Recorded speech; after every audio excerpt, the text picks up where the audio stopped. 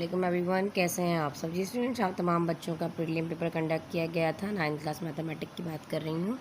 تو آپ کو اس کا سولوشن بھی دیتی چلوں اور ساتھ ساتھ اس پر ایک ویڈیو بناؤں گی جس میں ایکسپلین کروں گی کہ آیا ہے اس کا آنسر کیوں آیا تھا. تو آپ لوگ چیک کر لیجیے. جو آپ لوگوں نے پریلیم پیپر دیا تو انشاءاللہ آپ کا رزلٹ بھی آپ لوگوں کو مل جائے گا آج شام تک. اور باقی ایکسرسائزز وغیرہ بھی بتا دوں گی کہ کون سا سوال کہاں سے آیا ہے. اور اس پر میں انشاءاللہ تعالیٰ ایک لائیو سیشن رکھوں گی جس میں آپ لوگوں کو کانسیپٹ آپ کے کلیئر کروں گی. فرسٹ والا آپ کے پاس real part of 2ab -1 + 2a 2 iota. یہ آپ کا آنسر ایسے کیسے آیا تھا بیٹا؟ آپ لوگوں نے تو عجیب عجیب طریقے کا آنسر دیا. اس میں آپشن بی جو ہے وہ آپ کے پاس رائٹ ہے. اور آپشن بی رائٹ آپ کا کیوں آیا ہے، کیا وجہ ہے کہ اس کا آپشن بی جو ہے وہ آپ کو رائٹ ہے؟ آپ کو پتہ ہونا چاہیے کہ امیجنری پارٹ کیا ہوتا ہے اور ریئل پارٹ کیا ہوتا ہے. ٹھیک ہے، امیجنری اور ریئل پارٹ کو نکالنے کا طریقہ یہی ہوتا ہے. پہلے آپ نے یہاں بریکٹ کو اوپن کرنا تھا، جیسے کہ آپ کو نظر آ رہا ہے یہاں پر ہے 2ab -1 + 2 آئیوٹا. ٹھیک ہے، اب آپ پہلے کیا کرو گے، اس 2ab کو +1 والی بریکٹ سے اوپن کرو گے تو یہ ہو جائے گا 2ab- کا اسٹارٹنگ میں مائنس آ جائے گا. اب یہ والا اس سے کھولے گا، دیکھو کیونکہ اس کے آگے کیا سائن ہے، کوئی سائن نہیں ہوتی تو پلس ہوتا ہے. ہمیں معلوم ہے پلس مائنس کیا ہے، مائنس، اس لیے مائنس آیا. اب یہی والا پلس اس والے بریکٹ کو اوپن کرے گا تو پلس پلس ہو جائے گا پلس، اور 2 اور 2 ہو جائے گا 4. 2 × 2 4 ہوگا نا. اس کے پاس ویریبل اے ہے، بی ہے اور اس کے پاس ہے آئیوٹا، تو ہم آئیوٹا لگا دیں گے. یہاں تک سمجھ آ گیا. اب اس نے کہا ہے ریئل پارٹ کیا ہے اور امیجنری پارٹ کیا ہے. تو یہ والا پارٹ جو ہے وہ ریئل پارٹ ہوتا ہے اور اتنا پارٹ جو ہے وہ امیجنری ہوتا ہے. امیجنری بولتا تو آپشن میں یہ چیز موجود ہوتی ہے. -2ab جو ہے اس کا رائٹ آنسر ہے. ٹھیک ہے، یہ والا سیکنڈ والا آ جائیے آپ. اب ہمیں کیا کرنا ہے، سیکنڈ میں آپ کے پاس ہے، کہہ رہا ہے دا ویلیو آف آئیوٹا 9 از. اب آئیوٹا 9 کی ویلیو کو ہم نے فائنڈ آؤٹ کرنا ہے. دیکھو کیسے، یہ ہے آئیوٹا 9. یہ میں نے آپ کو بہت زیادہ اس پہ آپ کی پریکٹس بھی کروائی ہے، لیکن پھر آپ لوگوں نے مسٹیک کی ہے. اس کو بریک کرو پہلے، اس طرح کرنا ہے. دیکھو یہ آئیوٹا 8 ہو گیا اور اس کے اوپر پاور 1، مطلب ایک 1 آئیوٹا الگ کر دیا. اب 8 کو اس کو سالو کرنا ہے. اگر میں 2 کا اسکوائر کی پاور 4 کر دوں تو مجھے پتہ ہے پاور انٹو پاور ہو رہا ہے نا، ملٹیپلائی ہو رہا ہے، لا اپلائی ہو رہا ہے. باہر 8 ہے اور یہ ہو گیا آئیوٹا. اب اس کو میں نے اس لیے ایسے کیا کہ مجھے اس کو سالو کرنا ہے، اور مجھے اتنا پتہ ہے کہ یہ آئیوٹا کا جو اسکوائر ہے نا، یہ چیز آئیوٹا کا جو اسکوائر ہے وہ برابر ہوتا ہے -1 کے. ٹھیک ہے، اسی لیے میں نے اب اس والے آئیوٹا 1 کی جگہ رکھ دیا ہے مائنس کا 1، اور اوپر ہے اسکوائر اور باہر بھی ہے کہ آئیوٹا. 1 کا اسکوائر کیا ہوتا ہے 1. یاد رکھیں جب بھی آپ کے پاس بریکٹ میں اوپر ایون نمبر موجود ہوگا تو اندر والا سائن جو ہے وہ پازیٹیو ہو جائے گا. ایون نمبر کون کون سے ہوتے ہیں؟ وہ نمبر جو ڈیویزیبل بائی 2 ہوتے ہیں. Number which is ڈیویزیبل by 2 is called even numbers. اوپر 2 ہے وہ ایون نمبر ہے، اور 0 بھی ایون نمبر ہوتا ہے، یہ بھی یاد رکھیے گا. تو یہ 1 ہو گیا. اب برابر میں کیا ہے اس کے آئیوٹا. تو 1 اور آئیوٹا ملٹیپلائی کر لو تو کیا آ جائے گا 1 آئیوٹا ہی آئے گا. آپ لوگوں نے 1 لگایا تو اس کا جو رائٹ آپشن تھا نا بچے، وہ تھا آپ کے پاس جسٹ آئیوٹا. اچھا جی، کہاں ہے آئیوٹا؟ آئیوٹا آ رہا ہے آپشن نمبر 3 میں. اب جن بچوں کی مسٹیک ہے وہ بچے خود نکال لیں. تو آپ کے پاس آئیوٹا جو ہے وہ آپشن نمبر 3 میں آیا ہے. 3 اس کا رائٹ آپشن ہے. ٹھیک ہے جی. اچھا جی، ان سائنٹیفک نوٹیشن، اس کی سائنٹیفک نوٹیشن فائنڈ آؤٹ کرنی کیا ہوگا. ابھی جو پوائنٹ ہے، اگر اس پوائنٹ کو میں یہاں پر لے جاؤں 4 کے پاس 1 ڈیسیمل پر، تو یہ ہو جائے گا 4.16 into 10⁻⁻1 2 3 3 places to the right side left side. یہ کتنی اچھی میں نے آپ لوگوں کو پریکٹس اس کی کروائی ہے، لیکن آپ لوگ پھر وہی غلطی کرتے ہیں. تو یہ ہو جائے گا -3. اس کا آپ کے پاس رائٹ آپشن آ رہا ہے 3. اس میں بھی 3 والا جو ہے وہ رائٹ آپشن ہے. ٹھیک ہے جی، آگے آ جاتے ہیں. log 81 آپ کے پاس یہاں پہ بیس ہے، x = -3/4.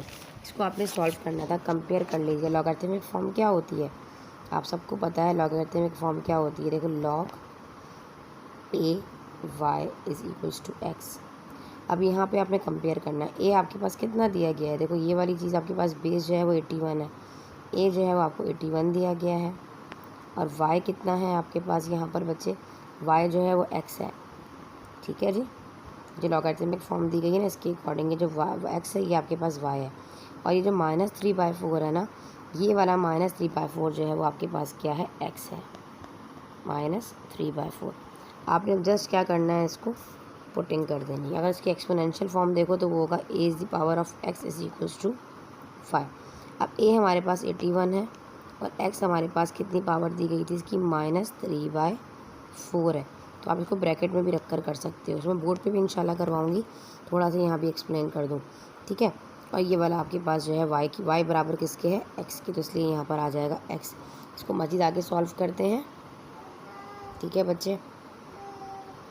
अच्छा, इसको आगे हम अभी सॉल्व करते हैं। सॉल्व करने के लिए अब हमें क्या करने पड़ेगा, अब हमें पता है यहाँ पर 81 है, तो 81 कैसे आता है, 81 को किस तरह ब्रेक करेंगे। आपको एलसीएम लेना आता है, फैक्टर्स बनाना आते हैं, हमें मालूम है। यहाँ पे हमारे पास ये जो 81 है बच्चे, देखो यहाँ पर ये वाली चीज़ जो है 81, मैं पेन ले लूँ, कहाँ गया सवाल हमारा। अच्छा जी, रिकॉर्डिंग कर रही होती हूँ साथ ही, ये देखें इधर ये वाला। अब हमारे पास जो 81 था ना, ये इसके ऊपर पावर कितनी आ रही है हमारे पास, -3/4 है इसके ऊपर जो पावर है, ठीक है बेटे। तो अब हम इसको ब्रेक करेंगे, मैं आपको यहाँ बताने जा रही हूँ। देखें ऐसे कैसे ब्रेक करेंगे, इसको फैक्टर्स भी बना सकती हूँ। अगर मैं 3 का टेबल 4 टाइम पढ़ूँ, देखो ऐसे 3 का टेबल 2 टाइम पढ़ूँगी तो 6 आएगा, 2 पर गया 21 हो गया, 3 9 3 7 21। 3 का टेबल 9 टाइम लगाऊंगी तो 27 आएगा, और 3 का टेबल 3 टाइम लगाऊंगी तो 9 आएगा, 3 का टेबल 1 टाइम लगाऊंगी तो आएगा, मतलब 3 को 4 टाइम करूँगी फैक्टर्स के अकॉर्डिंग। ये पता नहीं क्या हो गया है, यहाँ पर पेन मेरा सही नहीं चल रहा है, 1 मिनट में आपको दोबारा यहाँ पे बता देती हूँ। देखिए ये 81 - 3/4 इज इक्वल्स टू x। देखें यहाँ फैक्टर्स बनाए आप 81 के। 3 का टेबल 2 टाइम लगाओगे तो 6 आएगा, तो 2 पर कैरी चला जाएगा, 21 होगा। 3 का टेबल आप 7 टाइम पढ़ो तो 21 आता है। 3 का टेबल 9 टाइम पढ़ो तो 27 आता है। 3 का टेबल 3 टाइम पढ़ो तो 9, 3 का टेबल 1 टाइम तो 1। तो मतलब 3 को 4 टाइम पढ़ेंगे, 3 इज़ द पावर ऑफ 4 हो जाएगा ना। तो यहाँ पे मैं 3 की पावर 4 लगा दूँगी, ऊपर आ जाएगा मेरे पास -3/4 इज इक्वल्स टू x। यहाँ पे 4 से 4 कट जाएगा, 3 के ऊपर -3 है। अब ये -3 रेसिप्रोकल करना पड़ेगा ताकि ये पॉजिटिव हो जाए। 3 हो जाएगा 1/3 is the power of 3 is equals to x। अब 3 के ऊपर 3 है, मतलब 3 को 3 टाइम मल्टीप्लाई करना है। 3 को 3 टाइम 9 मत कर दीजिएगा। 3 के ऊपर पावर 3 का मतलब होता है कि 3 को 3 टाइम मल्टीप्लाई करके करो। 3 × 3 9, 9 × 3 27 आना था। तो आप लोगों ने पता नहीं इसका 9 पता नहीं किस तरह लिखा है। 1/27 जो है इसका राइट ऑप्शन था, जो कि 4 में है, ठीक है। 1/27 क्योंकि हमारे पास 3 के ऊपर क्या था, 3 था। तो 3 को हम 3 टाइम मल्टीप्लाई करें। बच्चे क्या करते हैं, 3 की रीज़न 9 कर देते हैं, जो कि गलत है। जो भी पावर होती है, फॉर एग्जांपल 2 के ऊपर पावर 5 है, तो इसका मतलब है कि आप 2 को 5 टाइम मल्टीप्लाई करके लिखें ऐसे, और फिर मल्टीप्लाई करें। 2 × 2 4, 4 × 2 8, 8 × 2 16, 16 × 2 32, 32 इस तरीके से आपने बढ़ते जाना होता है, ठीक है जी। यही चीज़ें होती हैं छोटी छोटी, जहाँ से आपके नंबर कट जाते हैं। अब आपके पास क्वेश्चन नंबर है 5, ये वाला, a + b is equals to 5 and a - b is equals to 3।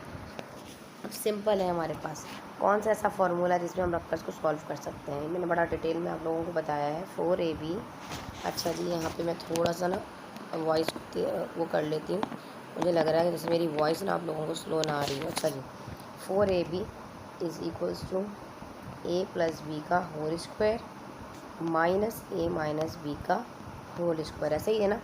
अब ये 4ab अपनी जगह पर रहेगा, और a + b का होल स्क्वायर ये है 5 के ऊपर आ जाएगा स्क्वायर, और a - b इसके ऊपर भी आ जाएगा स्क्वायर। इनकी वैल्यूज़ को डाल देंगे, क्योंकि a + b 5 है और a - b 3 है।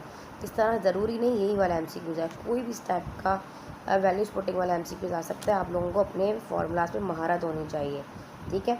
फार्मूलाज आपके बहुत अच्छे होने चाहिए। 5 का स्क्वायर होता है 25, 3 का स्क्वायर होता है 9, 25 में से 9 को माइनस कर दो तो 16 बचता है। अब यहाँ पर 4ab है। सवाल में उससे हमसे पूछा है, यहाँ पर हमें किसकी वैल्यू को फाइंड आउट करना है, हमें यहाँ पर फाइंड आउट करना है ab पूछ रहा है। तो यहाँ पर तो 4 है, 4 जो है ab जो है 4 को कहेगा चलो भाई मेरे पास से हट जाओ, यहाँ मल्टीप्लाई में है 4 16 के पास जाके डिवाइड में आ जाएगा। तो 4 का टेबल कितने टाइम पढ़ोगे, 16 आएगा, 4 टाइम पढ़ेंगे तो ab की वैल्यू आ जाएगी आपके पास यहाँ पर 4। पीछे पीछे लग रहा है लेकिन आपको समझ आ रहा होगा, इंशाल्लाह बोर्ड पे भी एक्सप्लेन करूँगी तो वहाँ पे भी क्लियर हो जाएगा। लेकिन एक दफ़ा PDF में करना ज़रूरी था, क्योंकि आप लोग फर्स्ट टाइम बोर्ड का पेपर दे रहे हैं और मैथमेटिक का कंफ्यूज नहीं होना जाकर। ab जो है इसका आंसर आपके पास, और ऑप्शन A राइट था, A वाला, A जो है कि 4 है, ठीक है जी। आगे आ जाएँ, अब आप लोग मैच कर लीजिएगा जिन बच्चों की ज़्यादा गलतियाँ निकली हैं। अब क्वेश्चन नंबर हम आ जाते हैं बच्चे, यहाँ पर क्वेश्चन नंबर हमारे पास जो है 5 हो गया। अब हम बात करते हैं क्वेश्चन नंबर 6 की। क्वेश्चन नंबर 6 है a - b is equals to 6 and a + b, देखें this one a minus b is equals to 6 and a plus b is equals to 5. a square minus b square find out करना है. तो यहाँ पे कौन सा formula लगेगा? Simple सी बात है, a स्क्वायर और minus b square find out करना है. तो इसका मतलब एक दफ़ा टर्म प्लस में होगी जिनकी फैक्टराइजेशन अच्छी है. जब तक आपको फार्मूलाज नहीं आएंगे आप कुछ नहीं कर सकते, याद रखिएगा. पूरे नंबर लेने के लिए फार्मूलाज को जहन में बिठाना बहुत ज़रूरी है. ये वैल्यू 5 दी गई है, ये वाली वैल्यू जो है वो 6 दी गई है. दोनों में मल्टीप्लाई कर लेते हैं. 5 6 are 30. Simple option C is the right answer. 30 आना था इसमें. पता नहीं आप लोगों ने यहाँ पे क्या खिचड़ी बनाई थी, अल्लाह जाने. The degree of constant is 0 1 -1 and 2. तो आपके पास 0 कोई भी कांस्टेंट टर्म होता है उसकी डिग्री क्या होती है? 0 होती है. और x is the power of 0 is equals to 1 होता है. ठीक है. और अगर आपके पास डिग्री ऑफ कांस्टेंट पूछ रहा होगा तो आप कहोगे 0. Is that clear? अच्छा जी, आगे आ जाइए. हमारे पास MCQ number 8. If a is equals to 2, b is equals to -3 and c is equals to 0, find the value of a square plus 3c minus 4ab cube. अब हमारे पास 3 ऑप्शन है, तो हमें कोई परेशानी वाली बात है. सिंपल सा एक एक्सप्रेशन दे दिया गया है, इस एक्सप्रेशन में इन वैल्यूज़ को पुट कर देना है. यहाँ पर आएगा a क्यूब, बीच में है प्लस, फिर है 3, यहाँ आएगा c की वैल्यू -4, a की वैल्यू और b के ऊपर आ रहा है क्यूब. अब यहाँ पे पहले आना है a, तो a की वैल्यू क्या है? 2, c की वैल्यू है 0, यहाँ पे आ रहा है a की वैल्यू है 2 और आपके पास b की वैल्यू है -3. पुट कर लो. 2 का क्यूब क्या होता है? बल्कि यहाँ पे स्क्वायर है. आई एम सॉरी, यहाँ मेरी मिस्टेक हो जाती है, यहाँ पे स्क्वायर था. 2 का स्क्वायर है 4, 3 0 0 हो जाएगा, 4 2 8 हो जाएगा. और 3 के ऊपर आपके पास क्यूब है, तो 3 की पावर क्या है? 27, लेकिन माइनस का 27 क्योंकि ऊपर क्या नंबर है? ऑड नंबर है. अगर ये नंबर आपके पास इवन होता तो मैं इसको अंदर वाले को पॉजिटिव कर देती. स्टेप बाय स्टेप करें, डायरेक्ट इसको मल्टीप्लाई करके ना करने लग जाना कि पहले इन दोनों को मल्टीप्लाई कर रहे हैं. पहले आपने इसको ऐसे ही रखना है. 4 2 इसका ताल्लुक इसके साथ हो गया, इसको ओपन कर लिया आपने इसके साथ, ये आ गया. अब ये वाला यहाँ से खुल जाएगा, माइनस माइनस क्या हो जाएगा? प्लस हो जाएगा. मल्टीप्लाई का रिलेशन है, साइन जो है मल्टीप्लाई हो जाएगा, प्लस हो जाएगी. 8 का टेबल 27 टाइम पढ़ो तो आता है 216. और ये 0 तो अपनी जगह पे से हट जाएगा, ज़ाहिर है 0 + 4 हो जाएगा. यहाँ पे 216 में जब 4 प्लस करोगे तो 220 आता है. 220 आंसर इसका राइट है. तो 220 कहाँ था? ऑप्शन नंबर सी में था. ठीक है जी. अच्छा, आगे आ जाते हैं हम जनाब. हमारे पास अब हमारा क्वेश्चन नंबर है 9. The point of कॉन्ग्रेंसी of a median of a triangle. आपको पता है ये एक ट्राइंगल, ये इसका वर्टेक्स है. इस वर्टेक्स से इसके मिड पॉइंट तक का डिफरेंस, इसके यहाँ से इसके का डिफरेंस, और इसके सेकंड वर्टेक्स होता है कि सेकंड पॉइंट तक का. यहाँ से एक लाइन गुजरेगी, ये वाली लाइन क्या कहलाती है आपके पास?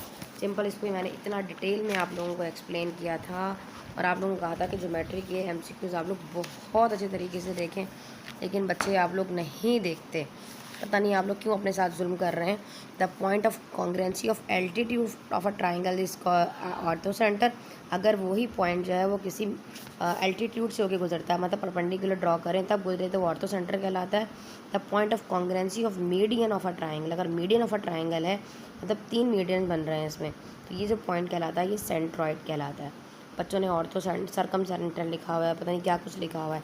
इसका प्रॉपर तरीके से आप इसको मेरे नीचे जाकर देखें. मैंने बड़ा ज़बरदस्त आपको एक्सप्लेन किया है और आपके कॉन्सेप्ट क्लियर किए हैं कि एक वर्टेक्स से जो है दूसरे वर्टेक्स की अपोजिट साइड पे आप मीडियन ड्रॉ करें, सेकंड वर्टेक्स से इसकी अपोजिट साइड पे एक मीडियन ड्रॉ करें, फिर थर्ड वर्टेक्स के मीडियन से गुजरेगी एक लाइन.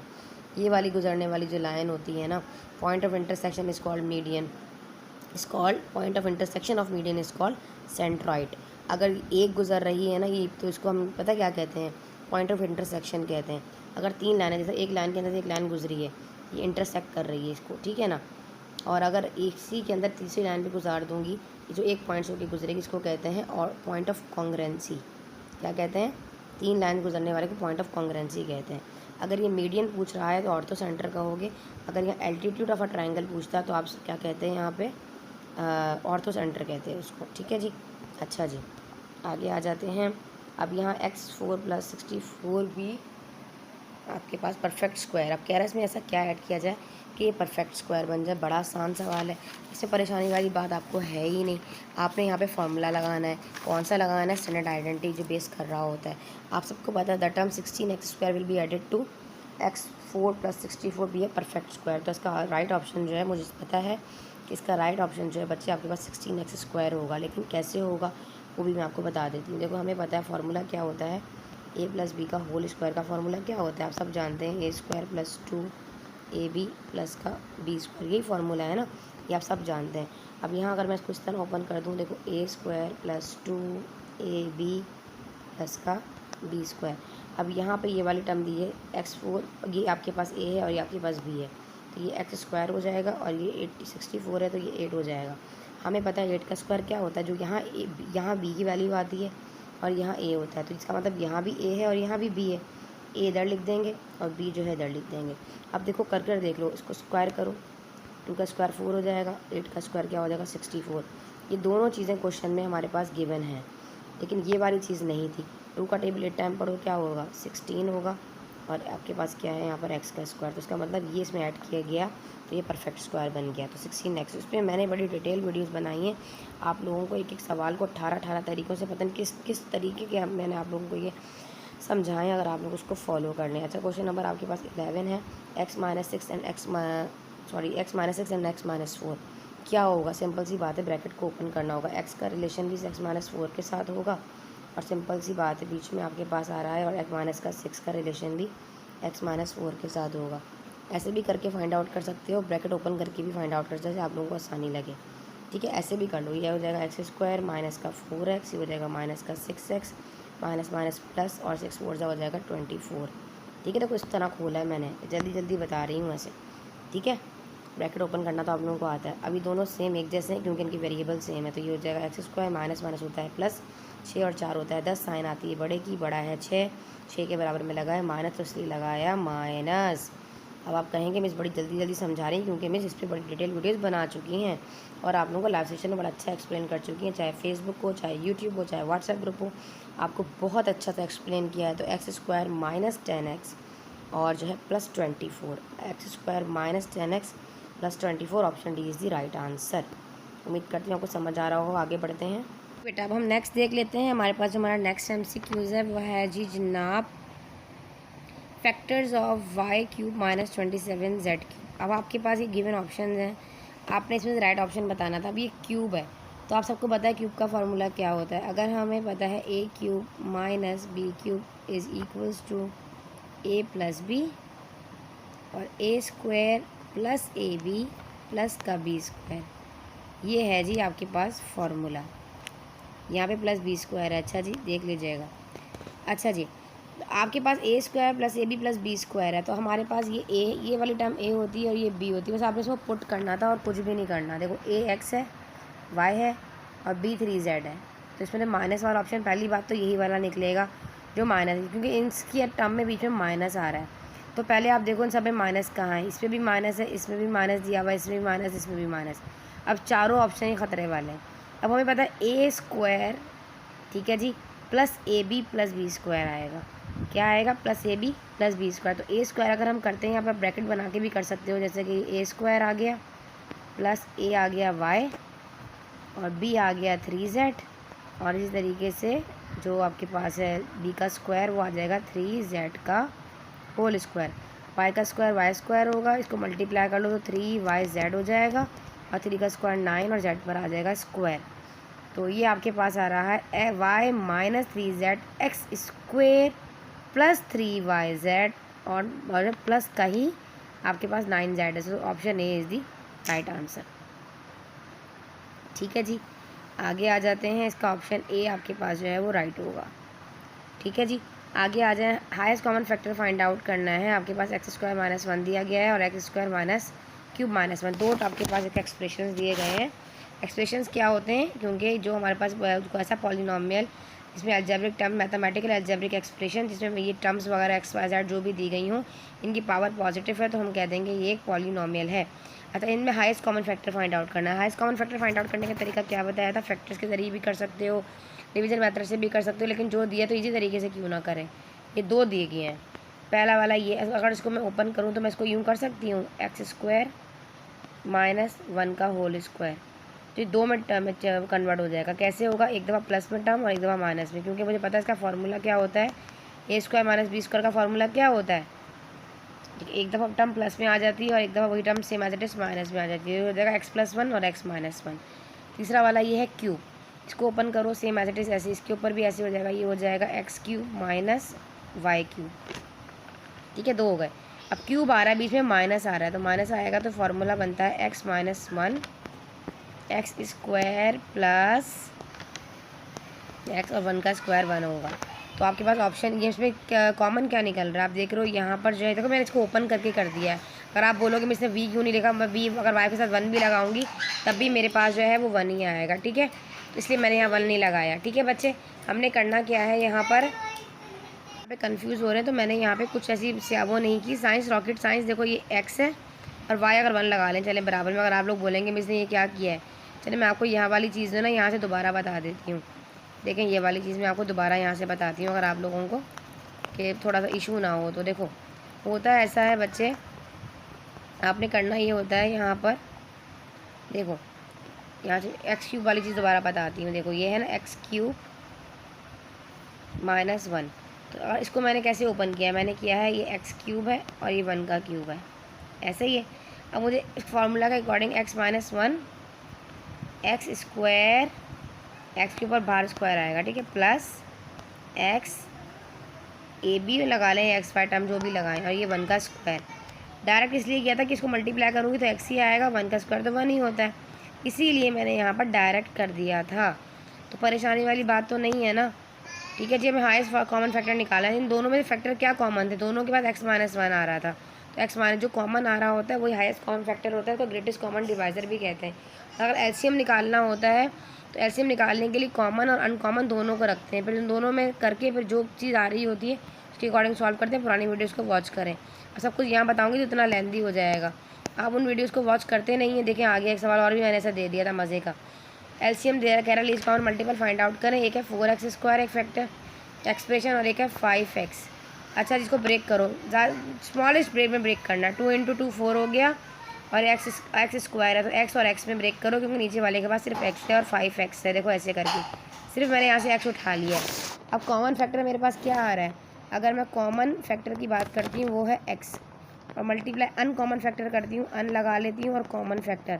अनकॉमन फैक्टर 2 × 2 4, 4 को 5 टाइम मल्टीप्लाई करो तो क्या आता है 20, और ये एक x भी बचा हुआ है बेचारा, तो यहाँ पे 20x आ जाएगा। इन दोनों को आपस में मल्टीप्लाई कर लो तो 20x² आ जाएगा। ठीक है जी, इसका राइट ऑप्शन 20 जो है ना वो x² था। तो आप देख रहे हैं 20x² कहाँ आ रहा है। आप लोगों ने जो है पता नहीं क्या क्या धमाल डाले हैं वहाँ पे, अजीब अजीब से ऑप्शन पता नहीं कहाँ कहाँ से लेकर आते हैं, समझ ही नहीं आता। याद रखिएगा MCQ का पोर्शन जब आपका एग्जामिनर सॉल्व कर रहा होता है ना, चेक कर रहा होता है, जैसे मैंने चेक किया आपका, अगर आपके MCQ सारे सही हैं और आपके कॉन्सेप्ट ठीक है तो फिर मैं पता क्या करती हूँ, अगर कोई बाई मिस्टेक, अगर आपको बाई चांस अगर आपका कोई सवाल ऐसा है जो आपने किया छोटी सी माइनर मिस्टेक की वजह से आपका आंसर गलत आ रहा था, लेकिन मैं आपको पूरा नंबर दे दूँगी, तो एग्जामिनर देखेगा यार इसका MCQ तो बिल्कुल ठीक है भाई, और ये बच्चा जो है बिल्कुल इसके कॉन्सेप्ट क्लियर है, तो इतना माइनर सी मिस्टेक इसने यहाँ की तो नंबर पूरे दे दो। अगर MCQ टेढ़े मेढ़े तुक्के मारे हैं और वहाँ जाके सही किया, समझ जाएगा कि इसने छापा हुआ है कहीं ना कहीं से। तो एग्जामिनर को ज़रा ना बेटा आप लोग जो है हल्का नहीं लिएगा, वो उनके पास एक्सपीरियंस होता है पेपर चेक करने का। ठीक है जी, एक नज़र में पता चल जाता है इसका आंसर क्या आएगा। सोल्यूशन सेट फाइंड आउट करना है। यहाँ पर ये 3 एब्सोल्यूट वैल्यू ऑफ x दिया गया है, मॉडुलस दिया गया है ना, मॉडुलस जब मॉडुलस हटाते हैं तो क्या करते हैं, एक दफ़ा प्लस में आती है वैल्यू और एक दफ़ा माइनस में आती है। देखो ऐसे जब इसको हटा दोगे यहाँ से रूल है तो ये हो जाएगा 3x - 5 = +-4। एक दफ़ा +4 होगा और एक दफ़ा -4 होगा, कर देख लीजिएगा, अब सारा कुछ बता दूँ यहाँ पे मैं आप लोगों को। ये हो जाएगा +4 और सेकंड जगह पे हो जाएगा 3x - 5 = -4। अब पहले तो ये वाला 5 उधर चला जाएगा, डायरेक्ट कर रही हूँ, ठीक है, 5 वहाँ जाएगा, +5 हो जाएगा, तो 5 4 हो जाएगा 9, डायरेक्ट बता रही हूँ। और ये 3 मल्टीप्लाई में जब डिवाइड में जाएगा तो 3 1 3 3 3 9 आ जाएगा। तो फर्स्ट वाला जो सोल्यूशन सेट है, x की वैल्यू यहाँ आ रही है 3, यहाँ लिख लो जी।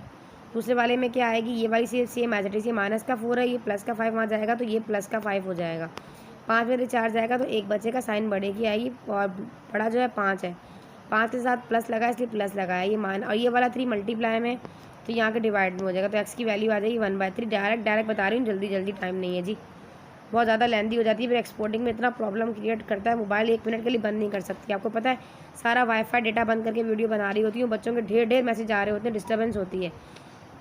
ठीक है, यहाँ तक समझ आ गया आप लोगों को। तो हमारे पास सोल्यूशन सेट की जो वैल्यू आ रही है ना बच्चे, वो आ रही है एक में 0, sorry I am really sorry, एक में 3 और एक में 1/3। तो 3 और 1/3 कहाँ आ रहा है? ऑप्शन 2 में आ रहा है आई थिंक। ये देखो जी, ये वाला राइट ऑप्शन था, आप लोगों ने पता नहीं क्या किया था। अच्छा जी, अब ये सोल्यूशन सेट फाइंड आउट करना। याद रखें, मैंने आप लोगों को 1000 बार बताया है बच्चे, अगर बहू बैठा है, क्या बताया मैंने आप लोगों को? मैंने आप लोगों को बताया है कि अगर इज इक्वल्स टू के इस तरफ बहू बैठा है। देखो यहाँ पे बहू का क्या मतलब है, बच्चों को डराने के लिए हम कहते हैं ना बहू बैठा हुआ है। कोई भी वैल्यू में अगर इधर इक्वेशन है, ये आपके पास माइनस में इधर आ जाती है, कोई भी वैल्यू। यहाँ 7 था, सोल्यूशन सेट होना था एम्प्टी, आंखें बंद करके नो सोल्यूशन, डायरेक्ट आप लिखोगे एम्प्टी सेट है। ठीक है जी, आगे आ जाइए, ऑर्डर पेयर फाइंड आउट करना है। ऑर्डर पेयर कैसे निकालते हैं आप सबको पता है। जब आप ऑर्डर पेयर फाइंड आउट कर रहे होते हो तो आपके पास इस तरीके से एक्स एंड वाई कुछ ऑर्डर पेयर होते हैं। देखो अब ये ऑरिजिन पॉइंट होता है 0, ये एक्स पॉजिटिव है, ये वाला एक्स जो है वो नेगेटिव है। इसी तरह ऊपर वाला वाई पॉजिटिव है और नीचे वाला वाई जो है वो नेगेटिव था। अब यहाँ पर एक्स की वैल्यू भी पॉजिटिव आएगी, इस जगह पे जो भी पॉइंट पे लाई करेगी ना, इधर और इधर, इन दोनों पर। इसका मतलब है एक्स भी पॉजिटिव है और वाई भी पॉजिटिव है, तो ये फर्स्ट क्वाड्रेंट होता है। ठीक है, ऑर्डर पेयर यहाँ से निकलेगा। ऑर्डर पेयर का क्या मतलब होता है? 3y फॉर एग्जांपल, दोनों जो है 4 सॉरी दोनों पॉजिटिव हैं, ये ऑर्डर पेयर होते हैं, ये फर्स्ट क्वाड्रेंट कहलाता है। जो यहाँ लाए करता है वो सेकंड होता है, जो यहाँ लाए करता है वो थर्ड होता है और जो यहाँ लाए करता है वो फोर्थ होता है। सेकंड में क्या होता है? एक्स तो नेगेटिव होता है पर वाई पॉजिटिव होता है। ठीक है, कुछ भी लगा रहे हैं, फॉर एग्जांपल -3 दे रहा है और 4 दे रहा है, तो आप समझ जाओगे पहला वाला माइनस है, दूसरा वाला पॉजिटिव है, तो सेकंड क्वाड्रेंट है। इसकी वीडियोज़ मैंने बहुत दफ़ा बनाई हैं, आप लोग मेरे MCQs देखें जाके, आप लोगों को समझ आ जाएगा। ये भी देखें, दोनों माइनस होंगे क्योंकि एक्स भी नेगेटिव है और वाई भी नेगेटिव है, तो ये क्या है? थर्ड क्वाड्रेंट है। अगर यहाँ पर वाई एक्स पॉजिटिव है, वाई नेगेटिव है, तो क्या है? फोर्थ क्वाड्रेंट है। इस जगह पे लाई करेगा तो फोर्थ क्वाड्रेंट होगा जी जनाब। तो इसमें क्या था सवाल, देखें ना आपके पास, ये -5 और -3 दोनों माइनस है, तो क्या आना था? दोनों माइनस है, थर्ड क्वाड्रेंट आना था। पता नहीं 2 क्वाड्रेंट क्या, सेकंड क्वाड्रेंट कैसे लिखा है भाई? The 2 coordinate axis intersect at the angle of, क्या आएगा? 90 डिग्री, सिंपल सी बात है। ठीक है जी, आ जाइए। The solution set of 4x² - 16 is equals to 0 को सॉल्व करना था। कैसे सॉल्व करोगे? 4x² - 16 is equals to 0। पहले आ जाएगा 4x², 16 को बोलेगा चलो भाई मेरे पास से हटो, ये माइनस का वहाँ चला जाएगा, पॉजिटिव 16 हो जाएगा। अब x² करेगा चलो भाई आप भी मेरे पास से हटो, यहाँ मल्टीप्लाई में है, यहाँ जाकर डिवाइड में जाएगा, 4 1 ज़ा 4, 4 4 ज़ा 16। अब क्या है इसके ऊपर? स्क्वायर। x² को बोलेगा चलो भाई हटो, स्क्वायर हटाना होता है तो क्या लगाते हैं? Taking root on both side, direct लगा दो रूट यहाँ पे, ये इससे कैंसिल हो जाएगा 4। ठीक है, अब ये 4 है अंदर, हमें पता है जब रूट हटाते हैं तो हम क्या करते हैं? प्लस माइनस लगाते हैं। कह स्माइल आपकी बात, आप अगर वीडियो देख रही हैं तो आपका पूरा मैंने 1 नंबर काटा है यहाँ से, आपने पूरा थ्योरी का पूरा पेपर किया अल्हम्दुलिल्लाह पूरा, लेकिन आपने जब वहाँ पे 7 जो 49 आ रहा था, ऐसे करके मैं आपको बताऊँ आपकी मिस्टेक क्या थी। जब अंडर रूट हटाते हैं ना, अंडर रूट हटाने के बाद प्लस माइनस लगाया जाता है, तो प्लस माइनस 7 आंसर आना था। जैसे कि अब ये 4 है, ठीक है, अभी अंडर रूट हटाऊंगी ना इसका, तो क्या आंसर आएगा? दोबारा बताती हूँ, किच्छी बिच्छी हो गई भाई यहाँ, तो दोबारा बताती हूँ। तो यहाँ जो है ना, ये देखें ऐसे, अब ये 4 है, रूट लगाया है मैंने, इसको मुझे पता है पेयर बन जाता है तो बाहर आ जाता है, 2 × 2 बनेगा ना पेयर, तो बाहर आएगा तो क्या हो जाएगा? 2 आएगा, पर प्लस माइनस 2 आएगा एक्स की वैल्यू। आपने वहाँ पर ये किया था कि वहाँ पर मैंने 49 आंसर आया था, आपने एंड में क्या किया? जस्ट 7 लिख दिया, तो 7 आपका गलत हो गया, 1 नंबर पूरा मैंने यहाँ से काट लिया। आपको प्लस माइनस 7 लिखना चाहिए था। इकरा इस्माइल जो भी बच्ची है वो यहाँ से अपनी गलती को देख ले। और एक और बच्ची थी मेरी रुमैसा, अल्हम्दुलिल्लाह अरसला, उस बच्ची ने पीछे का पेपर दिया था, तो उनकी भी पिछले साल यही एक मिस्टेक थी, तो उनका 1 नंबर कटा था, 74.5 मार्क्स आए थे, इसी एक इसकी वजह से 0.5 कट गया था। उनका नाम भी यहाँ पर ले लेती हूँ, याद रख, मैं बच्चों को भूलती नहीं हूँ, जो मिस्टेक होती है वो मुझे याद रहती है। अच्छा जी, इसका राइट ऑप्शन पता है क्या आना था? क्या आना था? +-2 आना था। और वो कहाँ है +-2 जनाब? वो ये रहा +-2, ये देखो यहाँ पर आ रहा है ऑप्शन 2 में। आगे आ जाइए, solution set of 3x² is equal 3 power of x is equals to 9। बहुत ही सिंपल है, 3 के ऊपर पावर x है और यहाँ पर 9 है, बेस सेम कर दो, यहाँ पर 3 का स्क्वायर करूँगी तो 9 हो जाएगा और 3x। देखो जब हमारे पास बेस सेम होती है तो ऊपर वाले जो एक्सपोनेंट होते हैं वही हमारा क्या होता है? आंसर होता है। x की पावर आनी थी 2, तो बच्चों ने क्या किया? पता नहीं जी जनाब, जिसने जो किया یہاں پر آ جائیے آپ کے پاس 3 کا اسکوائر 9 x کی پاور آف 2. یہاں پہ اب یہ والا آپشن 3 جو ہے وہ رائٹ ہے. دیکھو بار بار پتہ نہیں کیا ہو جاتا ہے, ہٹ جاتا ہے. اتنی جلدی ہو رہی ہے مجھے, اتنا مسئلہ خراب ہو رہا ہے. The measure of H angle of ایکوی lateral triangle. جس بچے نے غلط کیا دل چاہ رہا تھا چماٹ مار دوں, میرے پاس ہوتا تو.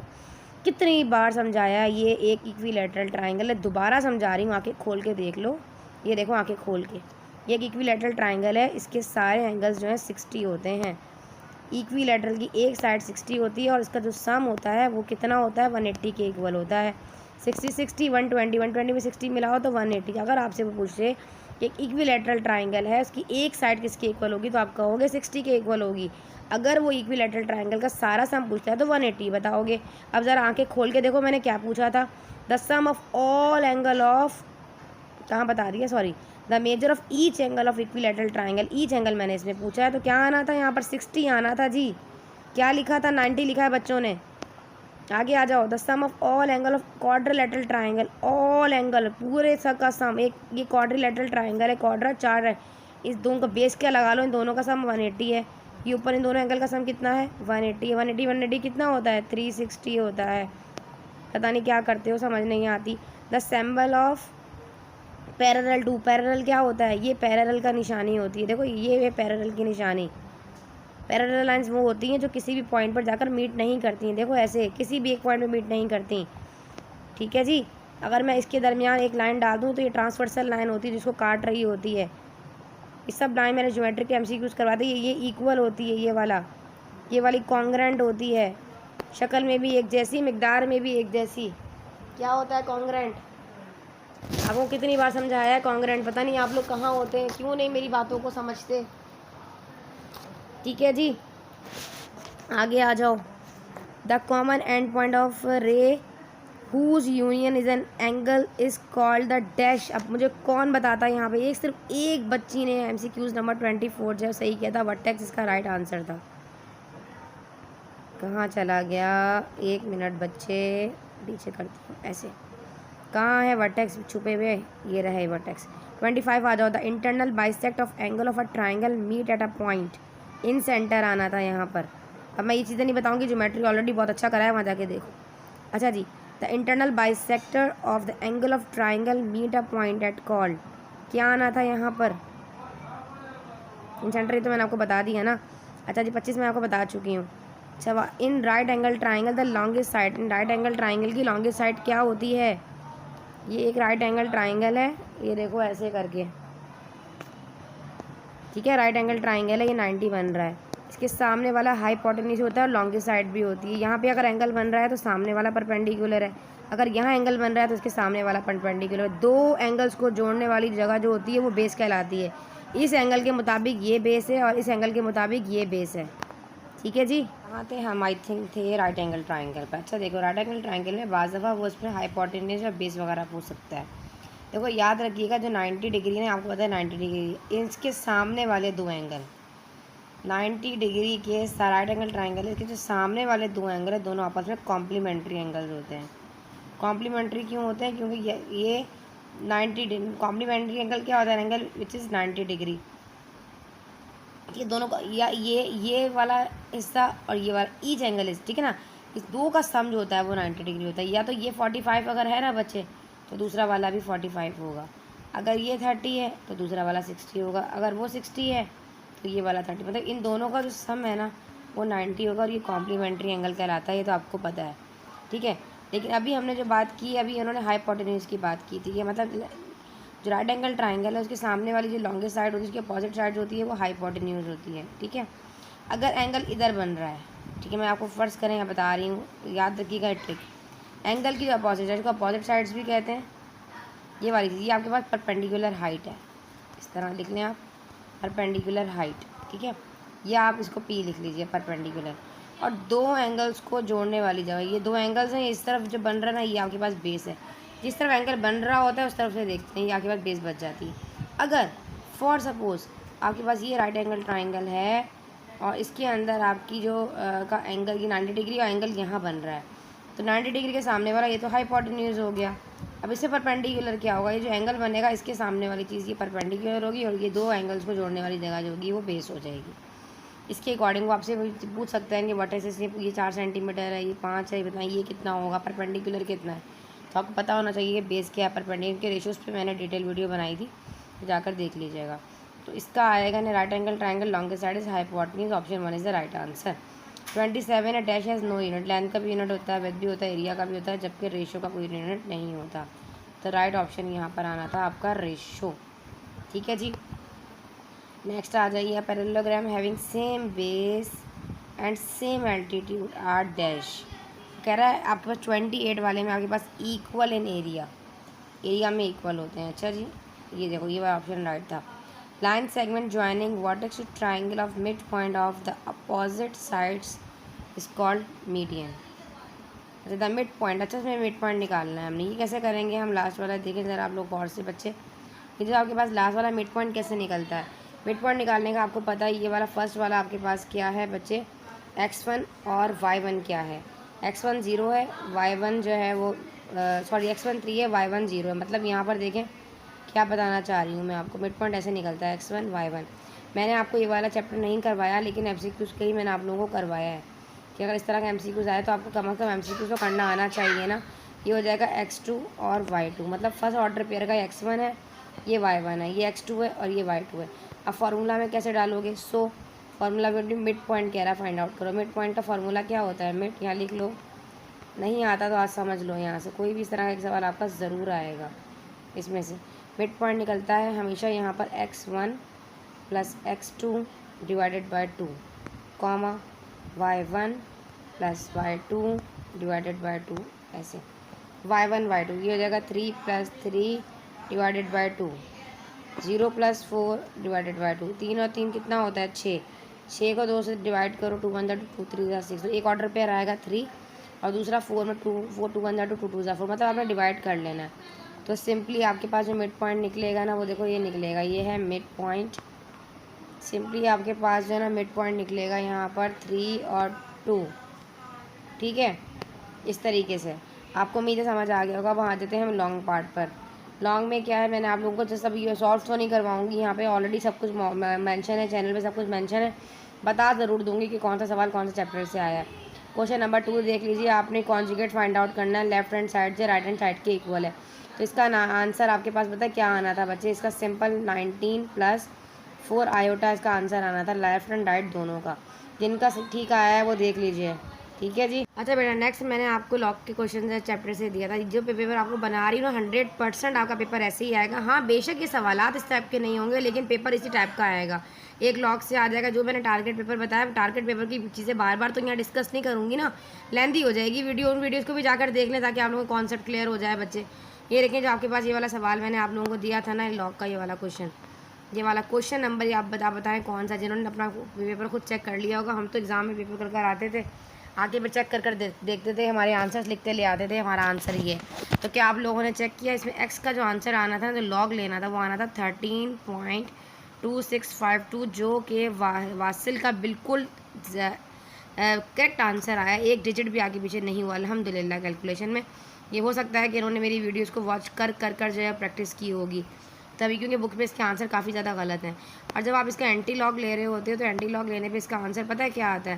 یہاں پہ اقرا اسماعیل آپ کی یہ والی ایک مسٹیک ہے، یہ والی جو پیپر میں نے چیک کیے تھے.